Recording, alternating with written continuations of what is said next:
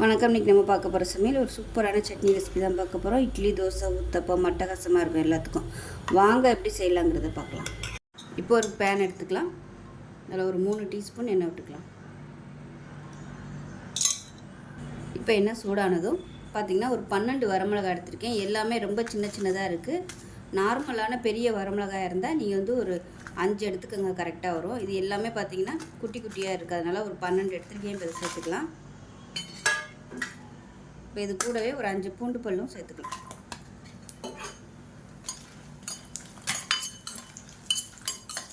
இது கூடவே ஒரு கொத்து கருவேப்பிலையில் இந்த எண்ணெயில் சேர்த்துக்கலாம்.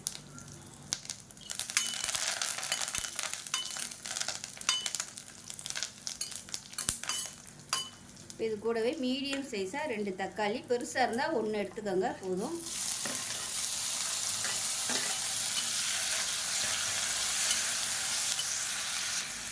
தக்காளி வதங்குறதுக்கு உப்பு சேர்த்துக்கலாம். இப்போ பாருங்கள், தக்காளி நல்லா மசிய ஆரம்பிச்சிருச்சு. இப்போ இதில் ஒரு 1/4 மூடி துருவன தேங்காய் சேர்த்துக்கலாம். இதையும் சேர்த்து வதக்கி விட்டுக்கலாம். ரொம்ப வதக்கணும்னு அவசியம் இல்லை.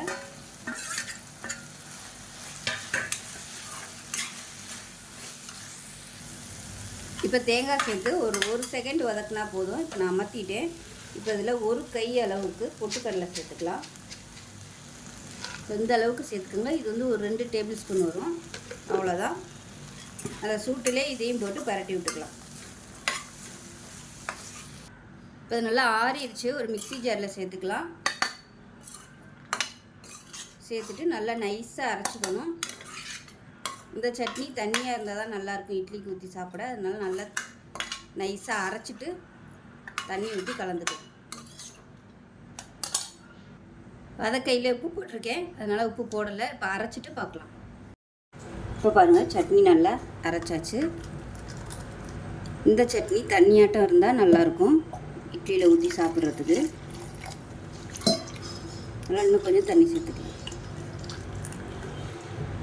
இப்போ எப்பயும் போல் கடுகு, உளுந்து, கருவேப்பிலை, பெருங்காயம் தாளித்து கொட்டிக்கலாம். அவ்வளோதான், ஒரு சூப்பரான சட்னி ரெடி ஆகிடுச்சு. 2 தக்காளி இருந்தால் போதும். நல்லா ஒரு 6-7 பேருக்கு சட்னி வச்சிடலாம். இட்லி, தோசைக்கெலாம் பிரமாதமாக இருக்கும். செஞ்சு பாருங்கள். செஞ்சு பார்த்துட்டு எப்படி இருந்துச்சுங்கிறத சொல்லுங்கள்.